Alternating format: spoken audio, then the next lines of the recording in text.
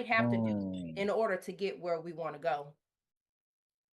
No, 100%. I agree. And that has been one of the I won't say frustrating things, but really being in this space and being in rooms with other successful people, other millionaires, and the conversations. And at the same time, from where I come from, there's like, okay, I can't just leave everyone behind and just kind of go off and, just operate in this area, but how to help people build that bridge Mm, and help where they don't have to bootstrap themselves and they can take the accelerated route to get there. But like you said, it takes discipline, it takes some sacrifice. And most of the times, like I'll tell people that, if you have a small amount, that the number one investment that anyone can make is in yourself, is in your mind. And so the thing that I would challenge people is it's not even worth paying out that 1,000, 2, 3,000. You should invest that in improving your skill set and knowledge. Where now the more skills that you have, you can command higher income, and now you have more discretionary income. Now you have more disposable capital that you can invest. But you need to invest in yourself to get the skill set, the knowledge, and the more knowledge that you have, that buys down that risk and allows you to go in and invest. That I've had conversations with people that had 800 credit scores and own zero assets because they view real estate as risky, and because they don't have the knowledge, it's risky to them, and that's I've anything. said that You know, before myself. so driving down a 2-lane road every day is risky, but guess what? You have experience, you have knowledge, you're comfortable with it, and you can drive from here to work, without even thinking about the route because you've done it so many times. In the same way, if you apply yourself to whether it's real estate investing, stocks, gold, equities, crypto, whatever it is, you get the knowledge because the riches is in niches. Yeah. Wow, I like that. The riches is in the niches. You know, you said a lot when you talk about risk, when you're talking about fear, but you also said the number one investment is in yourself. Um, I agree with you. You took it from an angle of saying someone had an 800 credit score, but you didn't have any assets. You can take it from another angle because I am a coach. My doctorate degree is in strategic leadership and leadership coaching. However, there are lots of coaches out there that didn't go to college, and there's nothing wrong with it because a lot of them are millionaires and never attended college. It's mindset. When I was in my doctorate program, my department head said, Sorrelda, what's going on? What are you going to write about? I said, well, she said, what would you write about that would make you tear up? I said, my childhood. She said, that's what you need to write about. Mm. And so she also said to me along the way, she said, it puzzles me that you are in the leadership mecca of the world, the Department of Defense that teaches leaders to be leaders, and you're so afraid. I said, well, because I've never been in the civilian sector. I came out of college, I went straight into the military. I don't know Mhm. the nothing other than the DOD, right? And she said, there's a difference between being uncomfortable and unqualified. She said, you're not unqualified, Ooh. you're uncomfortable. And so when I talk to people and coach people, I tell them that because I can see it in people because I know that it used to be in me. And sometimes it even still is. I work for the Navy as a civilian, which is totally different from the Army, total different personality and mindset and culture. So for me, being uncomfortable has become a norm. I don't like it. It doesn't feel good, but it has become a norm and it's not actually toxic. It's not actually a bad thing all the time to be uncomfortable.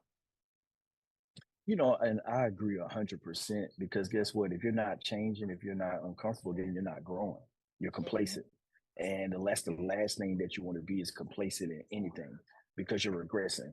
And so I think, that whole philosophy with being uncomfortable, with being comfortable, being uncomfortable, it just allows you to level up and go to that next level.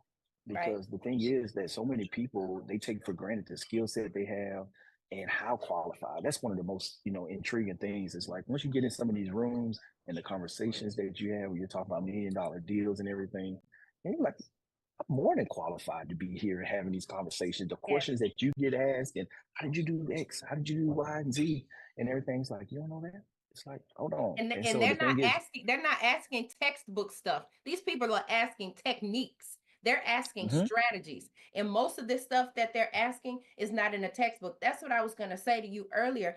I have gone to I can probably go in my email right now and find 5 or 6 emails from some type of coach that's scaling Mhm. their business and they want me to come to their stuff.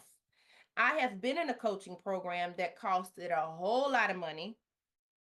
And when I finished that program, I didn't scale the way the person that I bought that from scaled because they were already Mm, years ahead of me. But it was mindset. right. And so for me, Yes. it's almost identical to what you said earlier. I'm in these rooms, but I want to help the people that, you know, don't get this Yeah. information in the room. Now, I'm not saying I'm going to pull you along the whole time. You got to be ready. You got to Ye- bring something to the table. Like I'm Yep. not going to spoon feed you, but at least give you the information like we're doing tonight. So I definitely appreciate that. The number one investment in yourself, the number one investment is in yourself, not in property first, not in a coaching program. We can, we can keep these people rich all day long. But if there's no impact behind it, there's no change the behavior or change mindset, we're wasting money. And Yep. I have to even be intentional about that. I'm not going to just keep going in rooms and spending money. Oh, I'm excited to go to a conference. No, what is this conference going to do for me? What's going to be the end result? What are my outcomes? If I can't see that in what I'm doing, I'm not going to do it. Yeah. And for you No, all I to agree continue to 100%. invest in those properties, I think it's amazing. It's amazing. And that's the thing. Like for me, with my thought process was, how can I build a business on buying assets at a low price, improve the value, force appreciation, and now I can own these assets long term. And so it's just I just built a business around buying assets to build wealth. And that's kind of been my journey and calling in life. And then now helping veterans and other people do the same thing. I had a client a couple of months ago just bought $1 million 4 unit property using his VA loan with no money down. He only paid his closing costs and bringing over $6,000 a month in rental income. He's staying in one of the units, and he has more than enough land to build 6 more units, and he paid no money out of pocket towards the down payment. And so it's just like exposing people to these strategies on how you can build wealth. Like the thing is, like everybody has resources. You either got time or money. You got to figure out how to use what you have to your advantage and how you can level up from where you are right now in life. And so the thing is, you just have to have that transformation. And for me, it was going from broke Johnny to woke Johnny and Yes. waking up to a whole nother world out here that are with no limitations, but the ones that I impose on myself and getting rid of all the limitations about money that was given to me at an early age and seeing that there's an abundance out here. There's an abundance of wealth. There's abundance of money that's looking for a return and looking for apartments and deals that can come right there and partner with you on those opportunities. But if you don't educate yourself and you don't get out here and find it, if you don't take action, it'll never happen for any of us if we're not doing Wow. those things. So let me ask you this because you gave us your story from the beginning. So let's just say someone like me, I'm not at the point where I need to rebuild my credit, as much. Now I don't have an 800.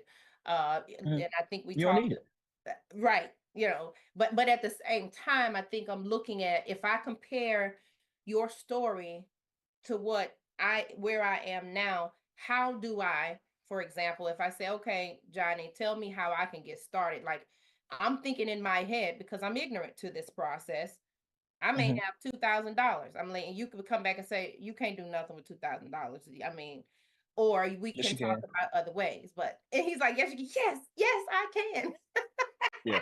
Yeah. Last December, I bought a 20 unit apartment complex built in 1998. No money down, 100% owner financing from the owner. We actually got money. We got the security deposits on the HUD that was given money given to us from the security deposits from the tenant. And so the thing is, you just got to know the strategies and know how to get out here and have the conversation. But what I would tell you is, look at the resources. You could buy real estate with your retirement account. You can take and transfer money from the TSP into a self-directed IRA. There's banks out here that will lend your retirement account money to buy real estate and just use money Wow. from your retirement account as a down payment. So if you have like a previous employer, you can take that retirement account, roll it into one that you can self-direct, and you can start buying assets with it. Or, you can look at, you know, how you can allocate, savings to transition into investing. because the biggest thing is just really looking at the resources and having a strategy and a plan. Because, hey, 5 years from now, 10 years from now, where do you want to be? And once you kind of identify, from a passive income perspective, how much money you want to generate, now let's look, do we need to look at single family homes? Do we look at multifamily apartments? Uh, how fast do you want to get there? And now we can look at once we find out what area, we can see, hey, how much passive income can you get for a rental property in this area? And now we can build up and say, hey, we need to buy one house a year, maybe one apartment complex every 2, 3 years to get you to your 5 year goal. And so really it just becomes a math problem once you identify where you want to be in the future and you kind of set that roadmap on what you want to do and now how do you get there and to get there in the right way. Because I'm not one of those real estate mentors that's all in on real estate. That's the only way to invest. You got to have a diversified portfolio, Mm. so you got to have some exposure to equities and stocks, bonds, alternative investments out there. You have real estate funds that you can invest in completely passively, as well as you have debt and credit funds that you can invest in to get great returns. But the big thing is just having a portfolio that's diversified, and then you have investments that are uncorrelated. So if the market goes down, it's not going to hurt your debt fund exposure. Mm. Or if real estate goes down, it's not going to hurt these things here. And so now that you have investments that are uncorrelated and you're diversified, now it allows you to have that more risk protection and lower exposure to risk across the board while your money is growing in different areas. And so, so it's just a matter of sitting down with somebody that's a professional that can advise you on how to build your plan, because it's like a relay race that we're all on the track running, but nobody knows where we started from once the race is going. That's And so it's right. really just focusing in on your race, what you have at your disposal, and what's the plan that you need to build to get to that 5, 10, 15 year goal. I love that. And basically what I think what you just teed up there is sharing with the viewers anybody can start anywhere. You just got to start and have a plan and be disciplined. And sometimes you have to, stop buying things that are really not going to bring any value after you buy it. That's a mindset because we do Yes. that. We buy stuff that's not going to give return any investment, and I look at myself now, like I said, divorced after 23 years, in the house trying to figure out, do I need this, do I need that? I haven't bought new clothes and I don't really know how long, and I'm like, for what? Let me use this money for something else. Let me save it and shift it. So I'm in a pivot mindset. I'm in that Okay. transformation mindset that you talked about earlier. I have two children, a 16-year-old daughter, a 21-year-old son, and I want to leave. I saw this online. I don't want to leave debt to my kids. I want to leave land. I want to leave stocks. I want to leave bonds. I want to leave investments. I want to leave assets. I don't want to leave liability related things when I die. We don't know when we're going to die. Better yet, I mean, Right. one of the things that I did, my Christmas gift to myself was to do my estate planning. Now, I'm not Mm, going to tell you how much I paid for it, but I will say that I had to save a little money to do that. But once I talked to the lawyer and they said, if you die and you don't have this, they'll be paying 6 times as much to a lawyer versus what you paid today. And so I invested in that to make sure the assets that I am gaining and acquiring, because I do believe that I'll acquire more. I'm ready. I'm hungry. I just don't have the knowledge to do it yet, but it's let's go. coming. Let's go. It's coming. Let's go, Johnny. Let's go. So for me, I'm like, I can feel it. I can sense it. I know. And you talked about being a believer. I believe that God has put me into this earth and I have the ability to attain wealth. I know that. But if you're not around the right people, you're not in the right room, you're on the hamster wheel.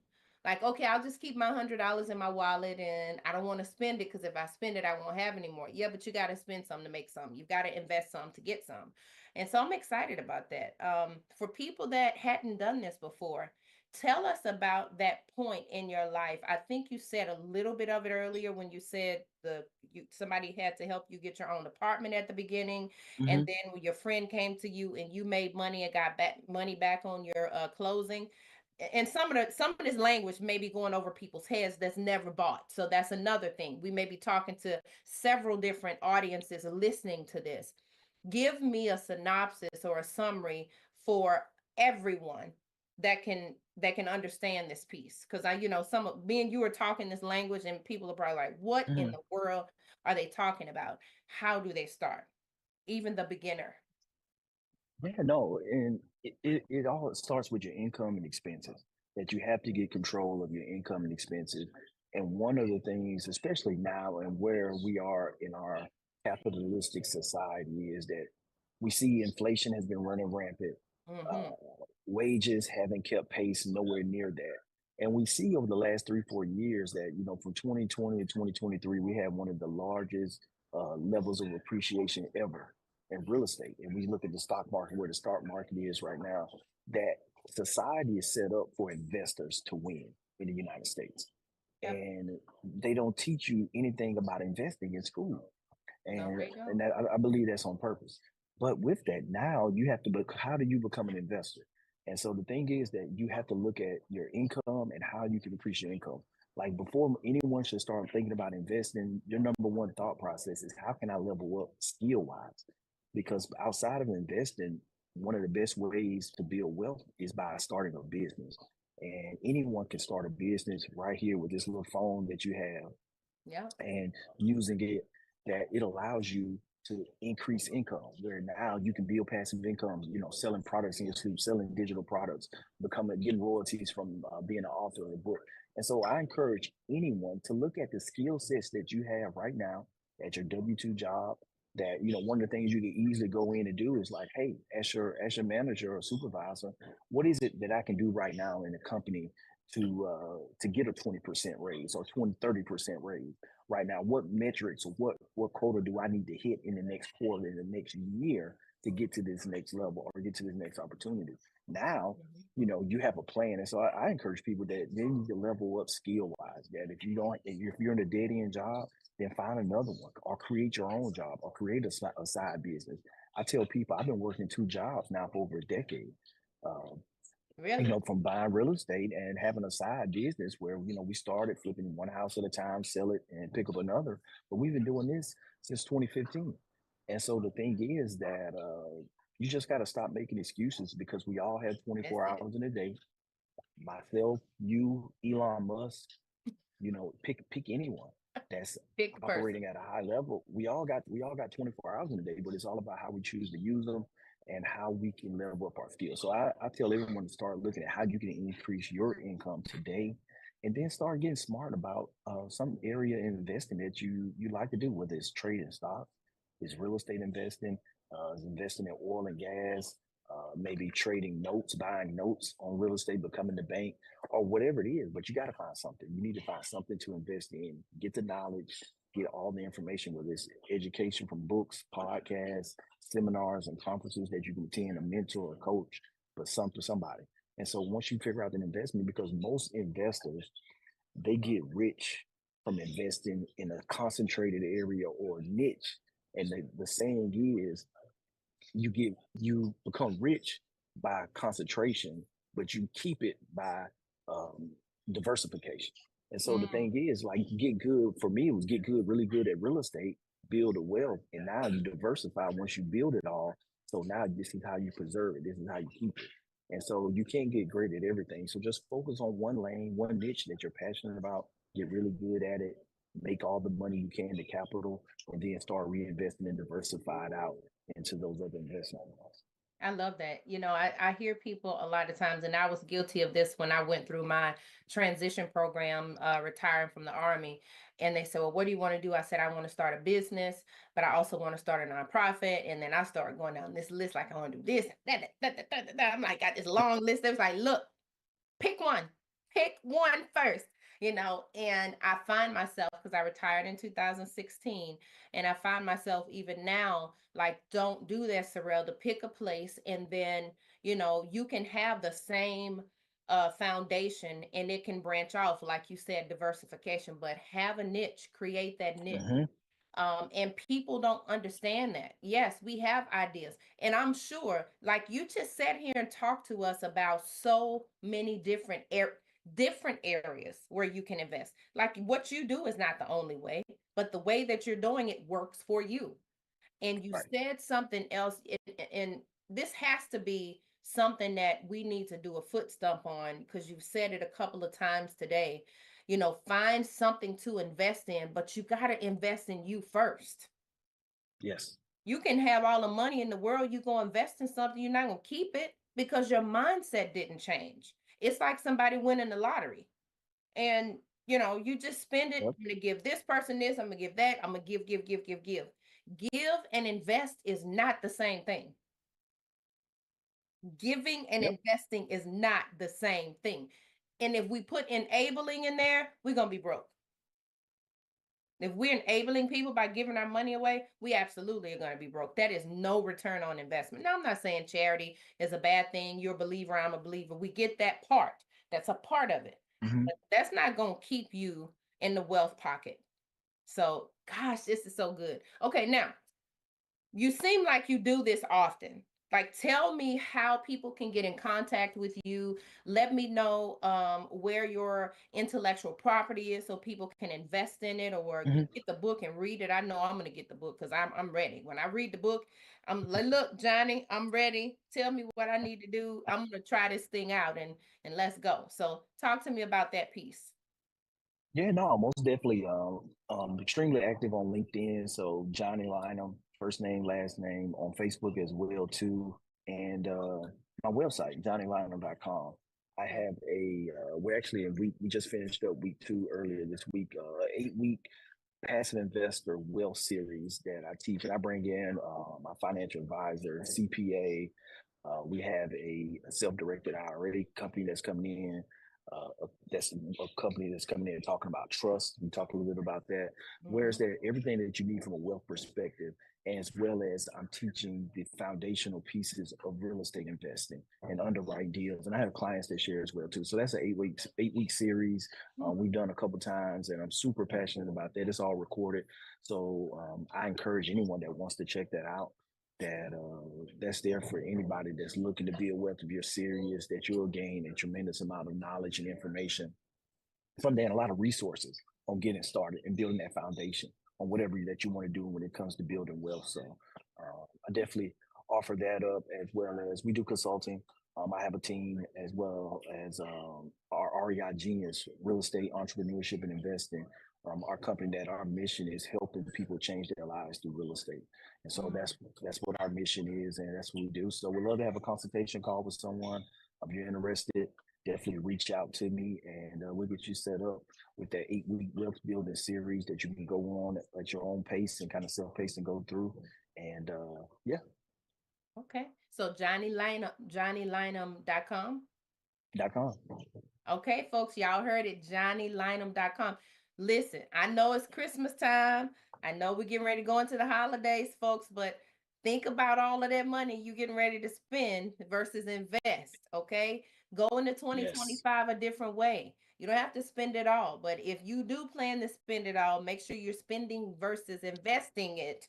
I want you to invest it in something as well. So, everybody, Johnny Lynham today. We appreciate you coming on, sir. And we look forward to having you back possibly and doing more My pleasure. collaboration with you. Folks, listen, this is the end of this week. We thank you all for logging in to the Married to My Purpose podcast. We look forward to you all coming back on next week. And bye bye now. We'll see you soon. Have a happy Christmas and a happy New Year. Bye.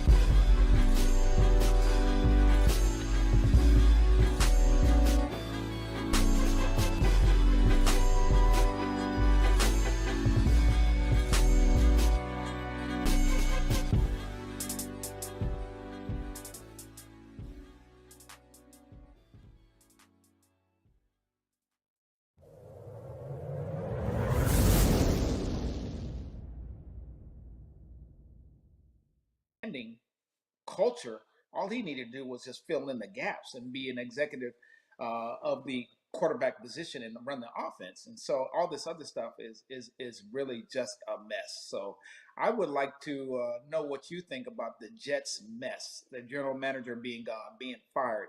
What is there, from an organizational point of view? Give me your take, because the product on the field, it speaks for itself. Give me the organizational take.